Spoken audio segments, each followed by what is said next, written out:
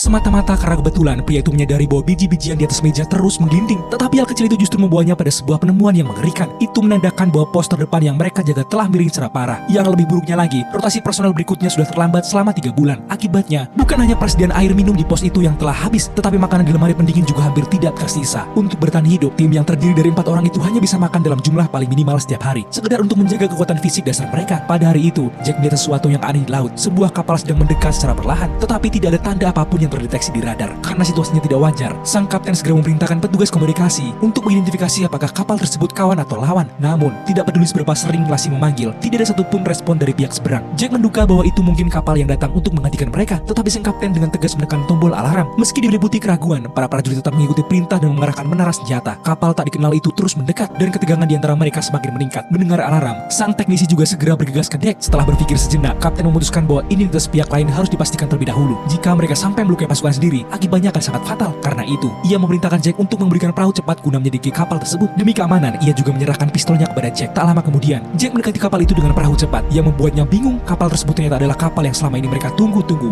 Dengan putus asa untuk menggantikan mereka. Namun kenapa kapal itu diam di tempat tanpa bergerak sama sekali? Saat semakin dekat, Jack memanggil rekan-rekannya dengan suara keras, tetapi tetap tidak mendapatkan jawaban. Setelah ragu sejenak, Jack memutuskan untuk naik ke kapal dan menyelidikinya. Ia mengokang pistolnya dengan hati-hati dan melangkah ke dek. Ia kemudian menggunakan walkie-talkie untuk memberitahu kapten tentang tindakannya. Tetapi begitu ia berdiri tegak, hanya suara statis yang terdengar dari alat komunikasi itu. Demi keamanan, Jack sementara mematikan suara walkie-talkie tersebut. Selanjutnya, ia memasuki ruang kemudi dan mendapati tempat itu dalam kondisi kacau. Seluruh rangkaian listrik dan peralatan komunikasi rusak parah. Tampaknya, sudah tidak ada aktivitas manusia di kapal itu selama berbulan-bulan. Setelah melakukan pencarian menyeluruh, Jack menemukan sejumlah besar persediaan makanan yang disimpan di kapal tersebut. Di ruangan lain, beberapa set perlengkapan militer tersusun dengan rapi. Jelas bahwa keempat perlengkapan itu milik rekan-rekannya yang seharusnya datang untuk menggantikan mereka. Namun, kemana orang-orang itu menghilang? Di sisi lain, sang kapten dengan cemas terus menanyakan kondisi di kapal tersebut. Namun Jack yang terlalu tegang, lupa menyalakan kembali walkie-talkie-nya. Setelah berulang kali memanggil tanpa hasil, sesuai dengan peraturan, kapten kini harus menghancurkan kapal tak dikenal itu karena kapal tersebut berada di luar jangkauan artileri. Satu-satunya pilihan lain adalah meluncurkan senjata mematikan itu. Peluncuran senjata tersebut membutuhkan 2 kunci yang harus diaktifkan secara bersamaan, milik kapten dan juga Lassie. Lassie jelas tidak setuju dengan keputusan kapten tersebut. Namun setelah ragu sejenak,